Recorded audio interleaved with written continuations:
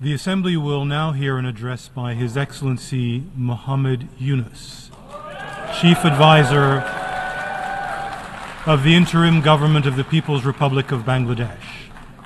I request protocol to escort His Excellency and invite him to address the Assembly.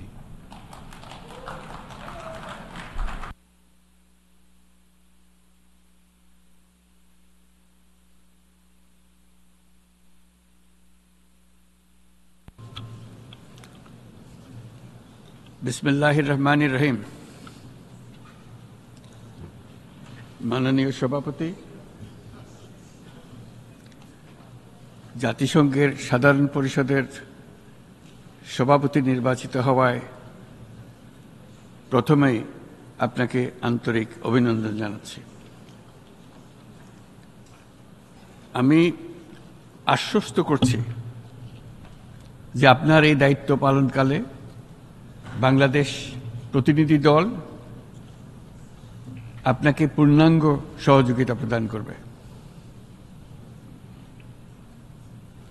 জাতিসংঘের ম্যান্ডেটকে সমুন্নত রেখে বৈশ্বিক সংকটসমূহ নিরসনে মহাসচিব অ্যান্টোনিও গুতারেসের দৃঢ় প্রতিজ্ঞ সাফল্যমণ্ডিত নেতৃত্বের জন্য তাকেও জানাই আন্তরিক সাধুবাদ।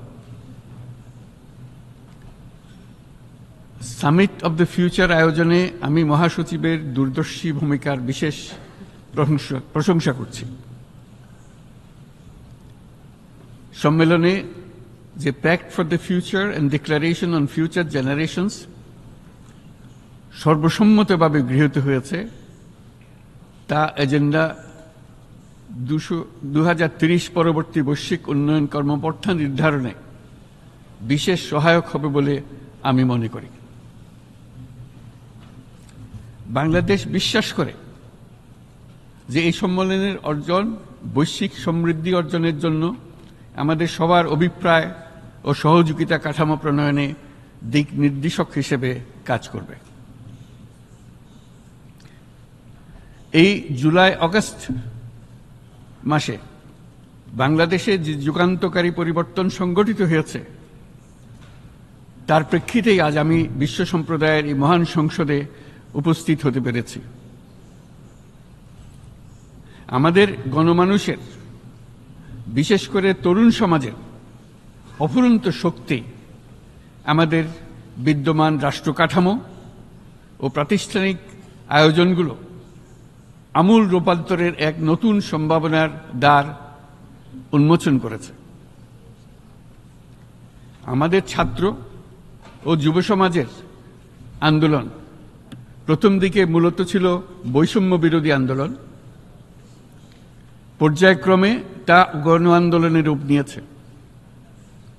এরপর সারা পৃথিবী অবাক বিস্ময়ে দেখেছে কিভাবে সমগ্র বাংলাদেশের মানুষ একনায়কতন্ত্র, নিপীড়ন, বৈষম্য, অবিচার ও দুর্নীতির বিরুদ্ধে রাজপথ ও সামাজিক যোগাযোগের মাধ্যমে দৃঢ়ভাবে রুখে দাঁড়িয়েছিল।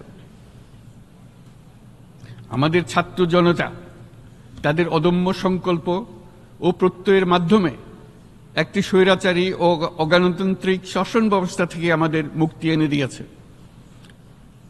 তাদের এই সংকল্পের মধ্যেই আমাদের দেশের ভবিষ্যৎ নিহিত।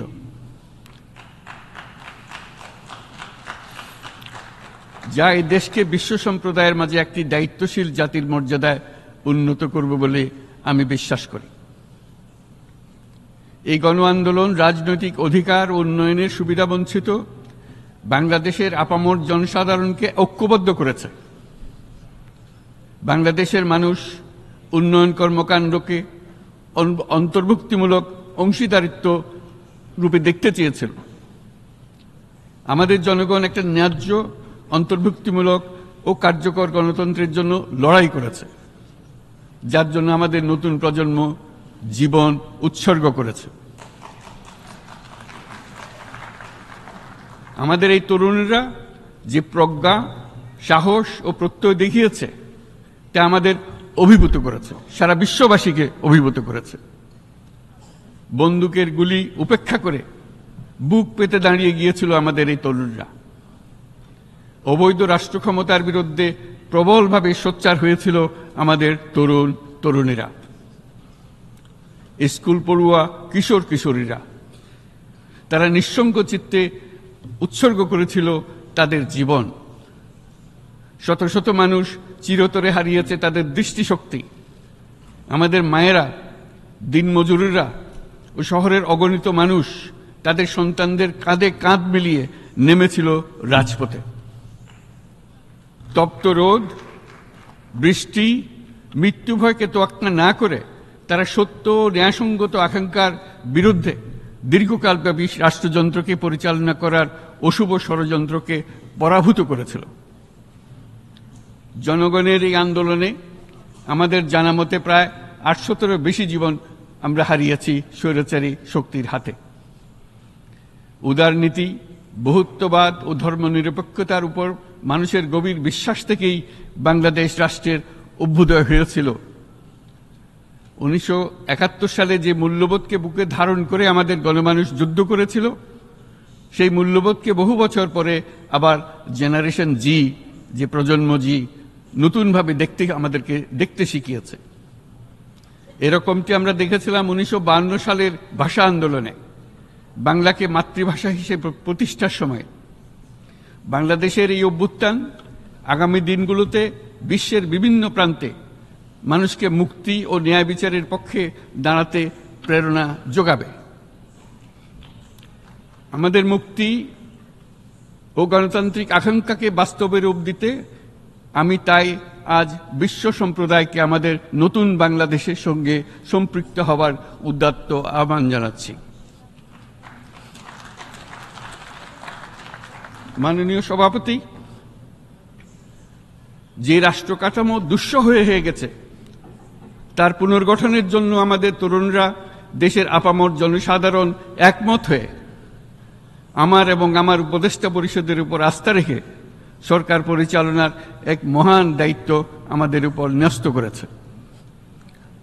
এই দায়িত্ব গ্রহণের পর আমরা গভীর বিস্ময় ও হতাশার সঙ্গে মুখোমুখিভাবে দেখতে পাচ্ছি কিভাবে সর্বগ্রাসী দুর্নীতি একটি কার্যকর গণতান্ত্রিক ব্যবস্থাকে ধ্বংসস্তূপে পরিণত করেছে, কিভাবে রাষ্ট্রের মূল প্রতিষ্ঠানগুলোকে নির্মমভাবে দলীয়করণের আবর্তে বন্দী করে রাখা হয়েছিল, কিভাবে জনগণের অর্থকে লুটপাট করা হয়েছিল, কিভাবে একটি বিশেষ স্বার্থান্বেষী গোষ্ঠী সমস্ত ব্যবসা বাণিজ্যকে অন্যায়ভাবে নিজেদের হাতে কুক্ষিগত করে দেশের সম্পদ অবাধে বিদেশে পাচার করে দিয়েছে। এক কথায়, কিভাবে প্রত্যেকটি পর্যায়ে ন্যায়, নীতি ও নৈতিকতা অদৃশ্য হয়ে গিয়েছিল। এরকম এক অবস্থার দেশকে পুনর্গঠন এবং জনগণের কাঙ্ক্ষিত রাষ্ট্র ব্যবস্থা প্রতিষ্ঠিত করার জন্য আমাদের উপর দায়িত্ব প্রদান করা হয়েছে। অতীতের ভুলগুলোকে সংশোধন করে একটা প্রতিযোগিতামূলক ও শক্তিশালী অর্থনীতি এবং ন্যায়ভিত্তিক সমাজ ব্যবস্থা গড়ে তোলাই এই মুহূর্তে আমাদের মূল লক্ষ্য। বর্তমান পরিবর্তিত পরিস্থিতিতে সকল রাজনৈতিক দল এখন স্বাধীনভাবে তাদের মতামত প্রকাশ করতে পারছে। যে সব ব্যক্তি বা প্রতিষ্ঠান রাষ্ট্রীয় কাজ ও সিদ্ধান্ত গ্রহণ করার প্রক্রিয়ায় সম্পৃক্ত, তাদের প্রত্যেকের জবাবদিহিতা নিশ্চিত করাই আমাদের অগ্রাধিকার। আমরা মানুষের মৌলিক অধিকারকে সমুন্নত ও সুরক্ষিত রাখতে দৃঢ়প্রতিজ্ঞ। আমাদের দেশের মানুষ মুক্তভাবে কথা বলবে, ভয়ভীতি ছাড়া সমাবেশ করবে, তাদের পছন্দের ব্যক্তিকে ভোট দিয়ে নির্বাচিত করবে, এটাই জাতির আকাঙ্ক্ষা এবং এটাই আমাদের লক্ষ্য। বিচার বিভাগের স্বাধীনতা সংরক্ষণ ও সাইবার ডোমেইন সহ গণমাধ্যমের স্বাধীনতা সুসংহতকরণে আমরা প্রতিজ্ঞাবদ্ধ।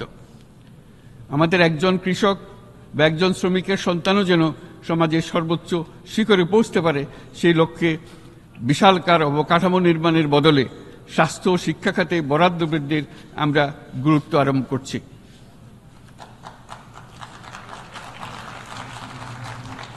রাষ্ট্র ব্যবস্থার সকল পর্যায়ে সুশাসন ফিরিয়ে আনাই আমাদের অভীষ্ট। বাংলাদেশে যেসব আন্তর্জাতিক, আঞ্চলিক এবং দ্বিপাক্ষিক চুক্তির পক্ষভুক্ত, সেগুলো প্রতিপালনে আমাদের সরকার বদ্ধপরিকর। জাতিসংঘ সহ বহু পাক্ষিক বিশ্ব কাঠামোতে বাংলাদেশের সক্রিয় অংশগ্রহণ ও অবদান অব্যাহত থাকবে। পারস্পরিক শ্রদ্ধাবোধ, মর্যাদা ও স্বার্থরক্ষণের ভিত্তিতে বাংলাদেশ বিশ্বের সকল রাষ্ট্রের সাথে বন্ধুত্বপূর্ণ সম্পর্ক বজায় রাখবে। মাননীয় সভাপতি, গত 7 সপ্তাহের মধ্যে আমাদের সরকার বিভিন্ন গুরুত্বপূর্ণ পদক্ষেপ গ্রহণ করেছে। আমাদের অনুরোধে সাড়া দিয়ে জাতিসংঘের মানবাধিকার বিষয়ক হাই কমিশনার বাংলাদেশের গণ আন্দোলনকালে সংগঠিত মানবাধিকার লঙ্ঘনের বিষয়ে বিস্তৃত অনুসন্ধান এবং এইসব বিষয়ে ঘটনার পুনরাবৃত্তি রোধে পরামর্শ প্রদানের জন্য একটা ফ্যাক্ট ফাইন্ডিং কমিশন গঠন এবং তার কাজ শুরু করার জন্য দ্রুত বাংলাদেশে পাঠিয়ে দিয়েছে। আমি তাকে বাংলাদেশের পক্ষ থেকে অশেষ ধন্যবাদ জানাচ্ছি। দায়িত্বভার গ্রহণের 2 সপ্তাহের মধ্যে আমরা গুম প্রতিরোধে যে আন্তর্জাতিক কনভেনশন রয়েছে তাতে যোগদান করেছি।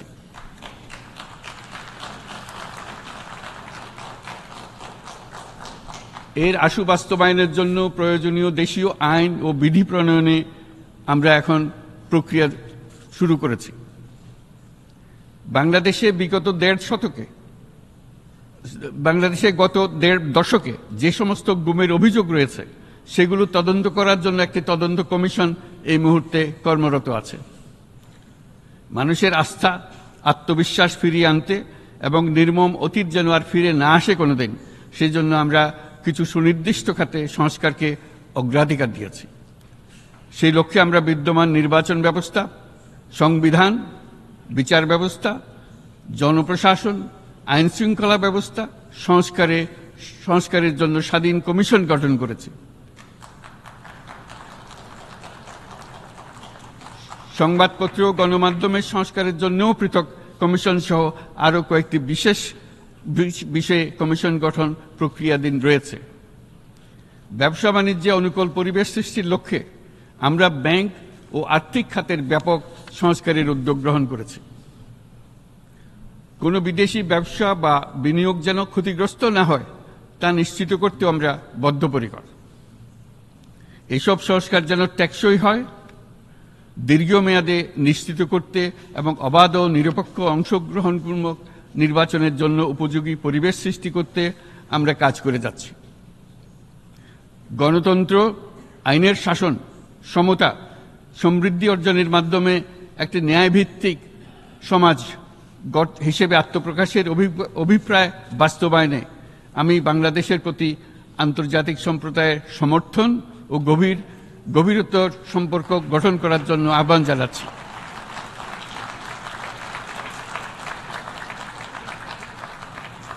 মাননীয় সভাপতি, বাংলাদেশ মনে করে যে শান্তি রক্ষা ও সংঘাত মোকাবেলা জনগণের সমৃদ্ধি নিশ্চিত করার মূল চালিকা শক্তি। সাম্প্রতিক বিপ্লবকালে আমাদের ইতিহাসের সবচেয়ে কঠিনতম সময়ে জনগণের মুক্তির আকাঙ্ক্ষা পূরণে তাদের পাশে দৃঢ়ভাবে দাঁড়িয়ে আমাদের সাহসী সশস্ত্র বাহিনী সমূহ আরও একবার শান্তির প্রতি তাদের অঙ্গীকার প্রমাণ করেছে।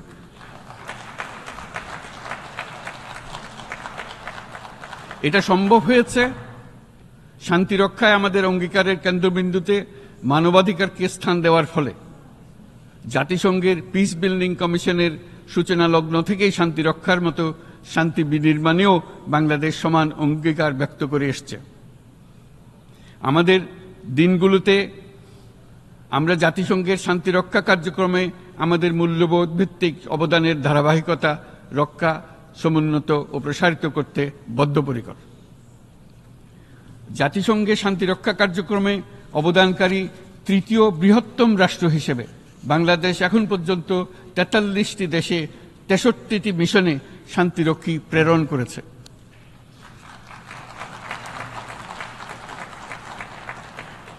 বসনিয়া থেকে শুরু করে কঙ্গো পর্যন্ত বিশ্বের বিভিন্ন প্রান্তে এসব মিশনে দায়িত্ব পালনকালে 168 জন বাংলাদেশি শান্তিরক্ষী নিজেদের জীবন বিসর্জন দিয়েছে। আমরা আশা করি যে কোনো অবস্থায় নানা প্রতিকূলতা সত্ত্বেও জাতিসংঘের ভবিষ্যৎ শান্তিরক্ষী কার্যক্রমগুলোতে বাংলাদেশের প্রতিরক্ষা বাহিনীর সদস্যরা একইভাবে অবদান রাখার সুযোগ পাবে।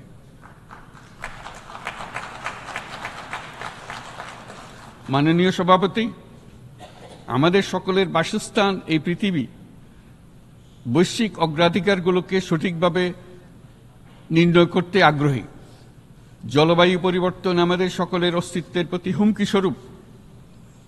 এই গ্রীষ্মে সর্বকালের রেকর্ড ভঙ্গকারী তাপদাহ আমাদের জলবায়ুজনিত পরিবর্তনের কথা স্পষ্টভাবে স্মরণ করিয়ে দিয়েছে। আমাদের যা প্রয়োজন তা হলো জলবায়ু সম্পর্কিত ন্যায় বিচার, যাতে করে দায়িত্বজ্ঞানহীন সিদ্ধান্ত, উদাসীন আচরণ কিংবা এর মাধ্যমে সাধিত ক্ষতির বিষয়ে যারা সংশ্লিষ্ট তাদের দায়বদ্ধ করা যায়। জলবায়ু পরিবর্তনজনিত দীর্ঘমেয়াদী প্রভাবগুলো অপূরণীয় ক্ষতির কারণ হয়ে দাঁড়িয়েছে। আমরা জীব বৈচিত্র্য হারিয়ে ফেলছি, প্যাথোজেনের পরিবর্তনের ফলে নতুন রোগ বাড়ছে, কৃষিক্ষেত্রে চাপ বাড়ছে ক্রমাগতভাবে, পানি সম্পদ ঝুঁকিতে ফেলছে আমাদের বাসযোগ্যতাকে, সমুদ্র পৃষ্ঠের উচ্চতা বৃদ্ধি এবং লবণাক্ততা আমাদের ক্ষতি করছে প্রতিনিয়ত। ঘূর্ণিঝড়ের সংখ্যা ও মাত্রা বৃদ্ধির কারণে যেই ক্ষতি হচ্ছে তাকে উপেক্ষা করার সুযোগ নেই। ক্ষুদ্র কৃষক, প্রান্তিক পর্যায়ে জীবিকা অন্বেষণকারীরা জলবায়ু পরিবর্তনজনিত ঝুঁকির মুখোমুখি হচ্ছে সবচেয়ে বেশি। আমি আজ এই বিশ্ব সভায় যখন কথা বলছি তখন বাংলাদেশের পূর্বাঞ্চলে 50 লাখেরও অধিক মানুষ তাদের জীবদ্দশায় হওয়া সবচেয়ে ভয়াবহ বন্যা মোকাবেলা করে যাচ্ছে।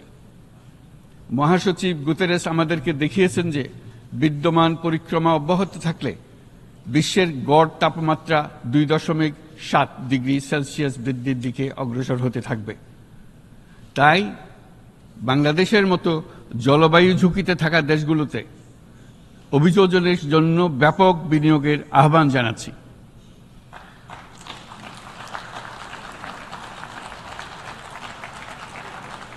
এছাড়াও উদ্ভাবনী শক্তির প্রয়োগ, অতিরিক্ত অর্থায়নের মাধ্যমে লস অ্যান্ড ড্যামেজ ফান্ডকে কার্যকর করা আমাদের জন্য অত্যন্ত গুরুত্বপূর্ণ।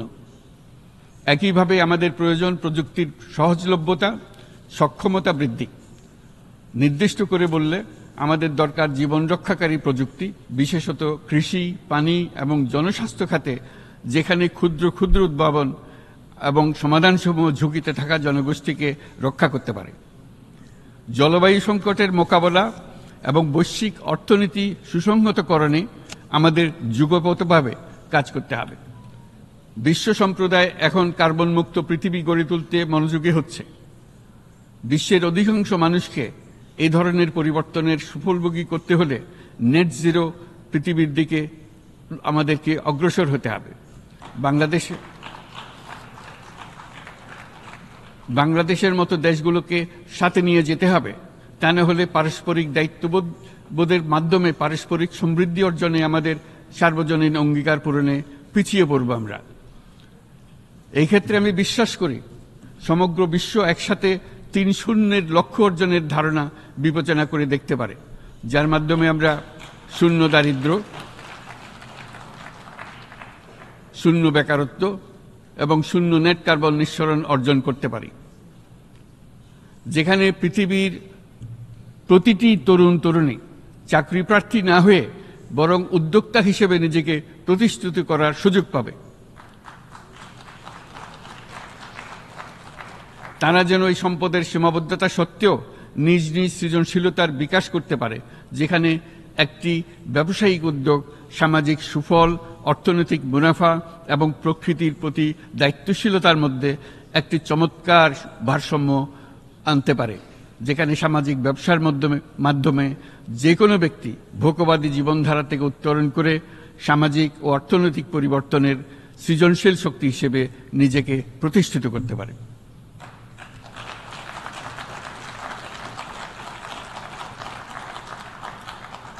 এই সময়ে তাই প্রয়োজন উন্নত উন্নয়নশীল সকল দেশসমূহ এবং বিভিন্ন অংশীদারদের মধ্যে নতুন দৃষ্টিভঙ্গি, নতুন মূল্যবোধ এবং নতুন একতা।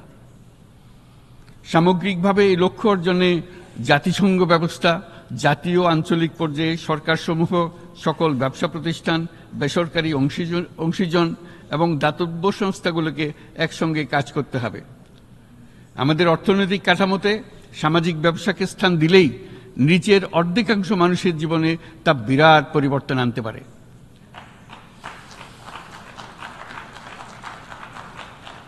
এই পদক্ষেপ একই সঙ্গে জলবায়ুর ধ্বংসাত্মক গতিকে সফলভাবে রোধ করতে পারে এবং বাজার ব্যবস্থার মাধ্যমেই এই মীমাংসা হতে পারে। এ বিষয়ে আমি মহাসচিব গুতেরেসের বিশেষ দৃষ্টি আকর্ষণ করছি। মাননীয় সভাপতি, বহুমুখী সংকটে জর্জরিত বর্তমান বিশ্বে যুদ্ধ এবং সংঘাতের ফলে ব্যাপক ভিত্তিতে মানুষের অধিকার খর্ব হচ্ছে। বিশ্ববাসীর উদ্বেগ এবং নিন্দা সত্ত্বেও গাজায় গণহত্যা থামছে না।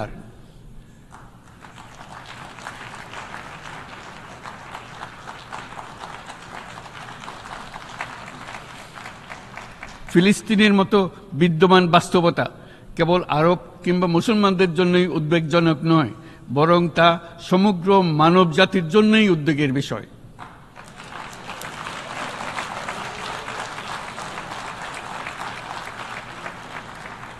একজন মানুষ হিসেবে প্রত্যেক ফিলিস্তিনির জীবন অমূল্য।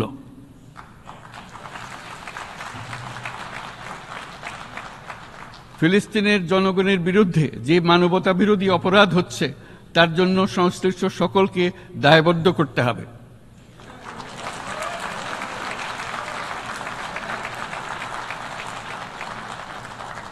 ফিলিস্তিনের জনগণের উপর চলমান নৃশংসতা, বিশেষত নারী এবং শিশুদের সাথে প্রতিনিয়ত যে নিষ্ঠুরতা বিশ্ব দেখাচ্ছে, তা থেকে নিস্তারের জন্য বাংলাদেশ অনতিবিলম্বে সম্পূর্ণ যুদ্ধবিরতির আহ্বান জানাচ্ছে।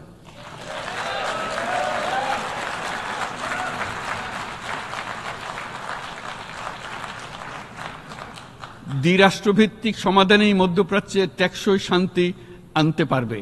তাই জাতিসংঘ সহ আন্তর্জাতিক সম্প্রদায়ের সকলকে এর বাস্তবায়নের জন্য এখনই উদ্যোগ নিতে আহ্বান জানাচ্ছি।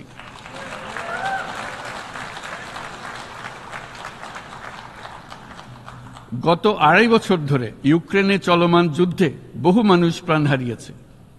এই যুদ্ধের প্রভাব সর্বব্যাপী, এমনকি বাংলাদেশের অর্থনীতিতেও এর নেতিবাচক প্রভাব আমরা অনুভব করছি। আমরা তাই উভয় পক্ষকে সংলাপে বসে বিরোধ নিরসনের মাধ্যমে যুদ্ধের অবসান ঘটানোর আহ্বান জানাচ্ছি। মাননীয় সভাপতি, বাংলাদেশ গত 7 বছর যাবৎ মায়ানমার হতে আগত 12 লাখেরও বেশি রোহিঙ্গাদের মানবিক কারণে আশ্রয় দিয়ে আসছে। এর ফলে আমরা বিরাট সামাজিক, অর্থনৈতিক, পরিবেশগত ক্ষতির সম্মুখীন হচ্ছি। মায়ানমারের অভ্যন্তরীণ সমস্যা থেকে সৃষ্ট এই সংকট বাংলাদেশ ও আমাদের অঞ্চলের জন্য প্রথাগত ও অপ্রথাগত উভয় ধরনের নিরাপত্তা ঝুঁকির কারণ হয়ে দাঁড়িয়েছে। মায়ানমার থেকে বাংলাদেশে বলপূর্বক বাস্তুচ্যুত রোহিঙ্গাদের সহায়তা করতে আমরা অঙ্গীকারবদ্ধ। আমরা রোহিঙ্গাদের জন্য মানবিক সহায়তা কার্যক্রম চালু রাখা এবং তাদের টেকসই প্রত্যাবর্তন নিশ্চিত করার উদ্দেশ্যে আন্তর্জাতিক সম্প্রদায়ের পর্যাপ্ত সহায়তা অব্যাহত রাখার আহ্বান জানাচ্ছি। রোহিঙ্গাদের সাথে সংগঠিত হওয়া ব্যাপক ভিত্তিক মানবাধিকার লঙ্ঘনের জন্য আন্তর্জাতিক বিচার আদালত এবং আন্তর্জাতিক অপরাধ আদালতে চলমান বিচার প্রক্রিয়ার মাধ্যমে ন্যায় বিচার নিশ্চিত করাও সমানভাবে গুরুত্বপূর্ণ। রোহিঙ্গারা যাতে নিজ দেশে স্বাধীন এবং মর্যাদাপূর্ণ জীবনযাপন করতে পারে, সেই লক্ষ্যে অনুকূল পরিবেশ তৈরিতে জাতিসংঘ অন্যান্য আন্তর্জাতিক প্রতিষ্ঠানের ধারাবাহিক প্রচেষ্টার প্রশংসা দাবিদার। এই লক্ষ্যে রোহিঙ্গারা যাতে পর্যাপ্ত নিরাপত্তা ও অধিকার নিশ্চিত করে তাদের নিজ ভূমি রাখাইনে ফিরে যেতে পারে, তার পথ সুগম করা অত্যন্ত দরকার। মায়ানমারে প্রতিনিয়ত পরিবর্তনশীল অবস্থা বিবেচনা রেখে বাংলাদেশ আন্তর্জাতিক সম্প্রদায়ের সাথে একযোগে রোহিঙ্গাদের নিজ দেশে মর্যাদাপূর্ণ টেকসই প্রত্যাবর্তনের জন্য পরিবেশ সৃষ্টিতে কাজ করতে প্রস্তুত।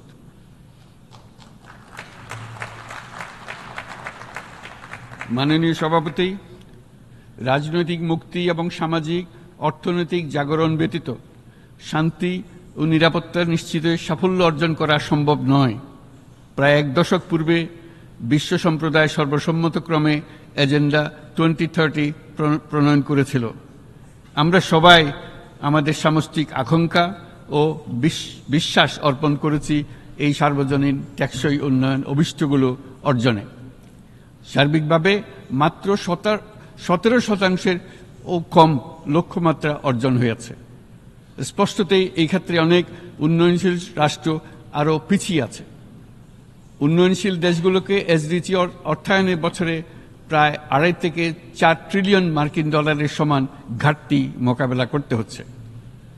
উন্নয়নশীল বিশ্বের ঋণের বোঝা, ক্ষয়িষ্ণু আর্থিক সক্ষমতা এবং জলবায়ু পরিবর্তনের ক্ষতিকর প্রভাবের কারণে বাংলাদেশের মতো দেশগুলিতে বেশি ঝুঁকিতে রয়েছে।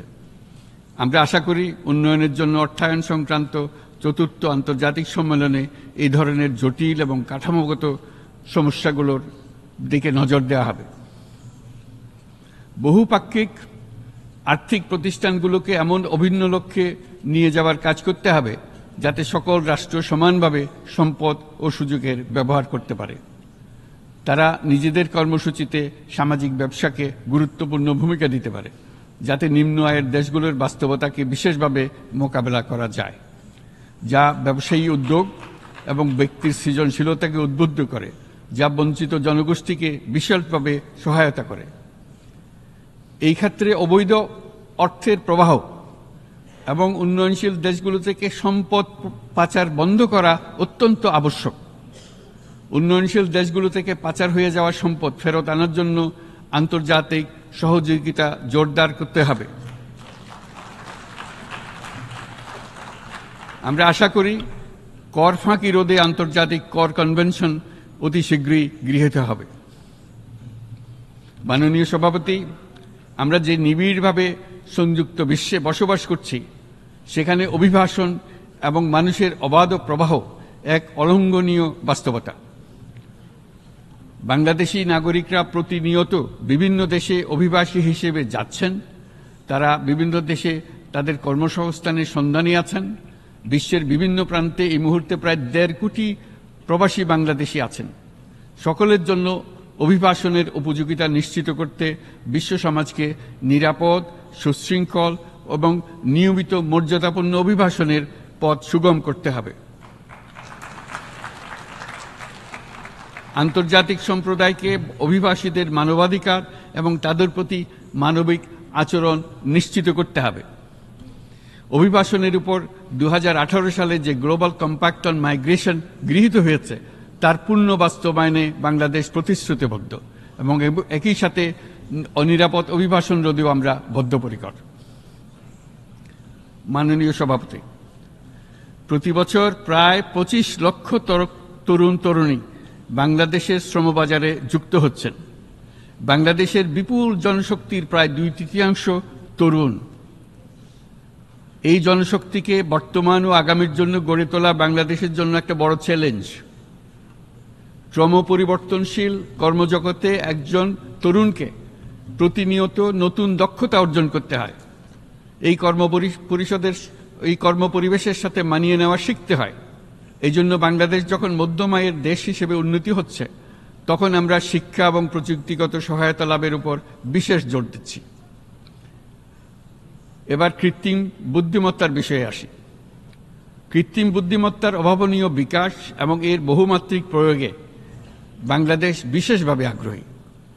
আমাদের তরুণ সমাজ জেনারেটিভ আর্টিফিশিয়াল ইন্টেলিজেন্সের সম্ভাবনা নিয়ে উচ্ছ্বসিত। একজন বিশ্ব নাগরিক হিসেবে তারাও চায় নতুন পৃথিবীতে নিয়োজিত হতে, কর্মক্ষম হিসেবে নিজেকে গড়ে তুলতে। বাংলাদেশের মতো বৃহৎ তরুণ জনগোষ্ঠীর দেশ যাতে কৃত্রিম বুদ্ধিমত্তার প্রয়োগজনিত অর্জিত সুফল থেকে পিছিয়ে না পড়ে, বিশ্ব সম্প্রদায়কে তা নিশ্চিত করতে হবে। একই সঙ্গে নিশ্চিত করতে হবে যেন কৃত্রিম বুদ্ধিমত্তার কারণে কর্মক্ষেত্রে মানুষের চাহিদা ক্রমাগতভাবে সংকুচিত হয়ে না যায়। এই প্রসঙ্গে আমি উল্লেখ করি যে আমরা ভিন্ন একটা ইন্টেলিজেন্স, অটোনোমাস ইন্টেলিজেন্স, অর্থাৎ যে কৃত্রিম বুদ্ধিমত্তা নিজেই নিজের কৃত্রিম বুদ্ধিমত্তাকে সম্প্রসারিত করতে পারে মানুষের কোনো হস্তক্ষেপ ছাড়াই, তার ব্যাপারে আমরা বৈজ্ঞানিকদের দৃষ্টি আকর্ষণ করতে চাই। তারা যেন এই ক্ষেত্রে অগ্রসর হওয়ার আগে মানুষের উপরে এর প্রভাব সম্বন্ধে নিশ্চিত হয়ে অগ্রসর হন। আমাদের ধারণা, অটোনোমাস ইন্টেলিজেন্স মানুষের অস্তিত্বকে বিপন্ন করে তুলতে পারে, কাজে এই ব্যাপারে আমাদের সম্পূর্ণ সজাগ থাকতে হবে। মাননীয় সভাপতি, আমাদের আসলে দরকার নতুন ধরনের সহযোগিতা কাঠামো, যেখানে বৈশ্বিক ব্যবসা ও জ্ঞানের অধিকারী গোষ্ঠী মানুষের চাহিদাগুলোকে যথাযথভাবে অনুধাবন করবে। আন্তর্জাতিক সহযোগিতার মাধ্যমে উন্নয়নশীল দেশগুলোর জন্য এমন একটি রূপান্তরকারী ব্যবস্থা তৈরি করতে হবে যা কর্মসংস্থান, আর্থসামাজিক প্রতিকূলতা বা জীবিকার জন্য যুৎসয় সমাধান নিশ্চিত করবে। মাননীয় সভাপতি, আমাদের প্রচেষ্টা, সক্ষমতা এবং সম্পদ একত্রীকরণের মাধ্যমে সকলের সামর্থ্য, উদ্ভাবনী শক্তি এবং সমৃদ্ধিকে কাজে লাগাতে হবে। আর্থসামাজিক উন্নয়ন এবং জলবায়ু সহনশীলতা নিয়ে আমরা প্রতিনিয়ত যে প্রতিকূলতার সম্মুখীন হচ্ছি, সম্মিলিত উদ্যোগের মাধ্যমে তার মোকাবেলা করতে হবে। বৈশ্বিক দক্ষিণের দেশগুলোকে অনন্য অর্থনৈতিক এবং সামাজিক প্রেক্ষাপটে দক্ষিণ দক্ষিণ এবং ত্রিভুজীয় সহযোগিতা এই ক্ষেত্রে বিশেষভাবে সহায়ক হতে পারে বলে আমি মনে করি। বৈশ্বিক দক্ষিণের আওয়াজকে বিশ্বব্যাপী জোরালোভাবে তুলে ধরার জন্য প্রয়োজন সম্মিলিত উদ্যোগ। সেই জন্য বৈশ্বিক এজেন্ডা প্রণয়ন ও বাস্তবায়ন নিশ্চিত করতে বৈশ্বিক দক্ষিণের দেশগুলোর মতামতকে যথাযথ গুরুত্বের সাথে বিবেচনা করতে হবে। জনাব সভাপতি, কোভিড অতিমারির অভিজ্ঞতায় আমরা দেখেছি জনস্বাস্থ্যে ব্যাপক বিনিয়োগ কতটা গুরুত্বপূর্ণ হতে পারে। বিশ্ব স্বাস্থ্য সংস্থায় বৈশ্বিক অতিমারি চুক্তির চলমান আলোচনায় বাংলাদেশ নেতৃত্ব প্রদান করে চলেছে। আমরা চাই কার্যকর আন্তর্জাতিক সহযোগিতা, জনস্বাস্থ্য ব্যবস্থায় অর্থায়ন, প্রযুক্তি হস্তান্তর, গবেষণা ও উন্নয়ন, ভ্যাকসিন থেরাপিউটিক্সের উৎপাদন, বহুমুখীকরণ এবং সকল ভ্যাকসিনকে মেধাস্বত্ব অধিকার মুক্ত ঘোষণা করার ব্যাপারে ঐক্যমত্য গঠন। অসংক্রামক রোগসমূহের বিরুদ্ধে লড়াইয়ে এই বিষয়গুলি অত্যন্ত গুরুত্বপূর্ণ। জনাব সভাপতি, এবছর আমরা জাতিসংঘের সাথে বাংলাদেশের অংশীদারিত্বের সুবর্ণ জয়ন্তী উদযাপন করছি। গত 50 বছর ছিল আমাদের জন্য একটা পারস্পরিক শিক্ষণীয় সম্মিলিত যাত্রা। সীমিত উপায়ে বাংলাদেশ বৈশ্বিক শান্তি ও নিরাপত্তা, ন্যায়, সমতা, মানবাধিকার প্রতিষ্ঠায় ধারাবাহিকভাবে অবদান রেখে আসছে। আমাদের সমন্বিত প্রয়াসের পেছনে আছে সত্যিকার অর্থে একটি নিয়মভিত্তিক বৈশ্বিক ব্যবস্থা গড়ে তোলা। এই প্রসঙ্গে উদাহরণ হিসেবে আমি স্মরণ করছি 1999 সালে জাতিসংঘ সাধারণ পরিষদে ক্ষুদ্র ঋণের উপর গৃহীত রেজুলেশনের কথা। সেই সময় জাতিসংঘ 2005 সালকে ইয়ার অফ মাইক্রোক্রেডিট ঘোষণা করেছিল, যার ফলে ক্ষুদ্র ঋণ বিশ্বব্যাপী সম্প্রসারিত হবার সুযোগ পেয়েছিল। একই সময়ে বাংলাদেশের উদ্যোগে গঠিত হয়েছিল ফ্রেন্ডস অব মাইক্রোক্রেডিট। 2001 সাল থেকে সাধারণ পরিষদে কালচার অফ পিস সংক্রান্ত বাৎসরিক যে রেজলিউশন গৃহীত হয়ে আসছে, বা নিরাপত্তা পরিষদে নারী, শান্তি ও নিরাপত্তা সংক্রান্ত যে 1325 নম্বর রেজলিউশন গৃহীত হয়েছিল, তা বাংলাদেশের বিশ্বজনীন উদ্যোগগুলোর প্রতিফলন এবং অবদান। মাননীয় সভাপতি, আজ এই মহান বিশ্বসভায় বিশ্ব নেতৃবৃন্দের উপস্থিতিতে প্রতিধ্বনিত হচ্ছে শান্তি, নিরাপত্তা, ন্যায় বিচার প্রতিষ্ঠা এবং সম্পদের সুষম বন্টনের মাধ্যমে সকলের অন্তর্ভুক্তি নিশ্চিত করার আহ্বান। সদস্য রাষ্ট্র হিসেবে আমাদের প্রত্যেককে আজ গভীরভাবে অনুধাবন করতে হবে কিভাবে আমরা নারী, পুরুষ সকলের জন্য ও আগামীর দিনগুলোতে উদ্যোক্তা হবার সমান সুযোগ সৃষ্টি এবং তাদের ক্ষমতায়ন নিশ্চিত করতে পারি। সকল বৈশ্বিক সমস্যার সমাধানের জন্য আমাদের সবার হাতে যথেষ্ট সক্ষমতা, সম্পদ এবং উপায় রয়েছে। আসুন আমরা জাতীয় বা আন্তর্জাতিক যেসব প্রতিশ্রুতি দিয়েছি তা বাস্তবায়ন করি এবং অর্থনৈতিক ক্ষেত্রে সামাজিক ব্যবসার ধারণা প্রতিষ্ঠিত করে সকল প্রকার বৈষম্য ও অসমতার অবসানে ঐক্যবদ্ধভাবে আমরা কাজ করি। বাংলাদেশের তরুণরা প্রমাণ করেছে যে মানুষের স্বাধীনতা, মর্যাদা ও অধিকার সমুন্নত রাখার অভিপ্রায় কোনো উচ্চাভিলাষ নয়, বরং এটা সকলের নিশ্চিত প্রাপ্য। আজ এই মহান সমাবেশে আপনাদের উপস্থিতিতে শান্তি, সমৃদ্ধি ও ন্যায় বিচার নিশ্চিত করতে আন্তর্জাতিক, আঞ্চলিক এবং জাতীয় পর্যায়ে বাংলাদেশে তার ভূমিকাকে ক্রমাগতভাবে জোরদার করার নিশ্চয়তা দিচ্ছে। আজ আপনাদের সবাইকে শুভেচ্ছা জানাচ্ছি, ধন্যবাদ জানাচ্ছি।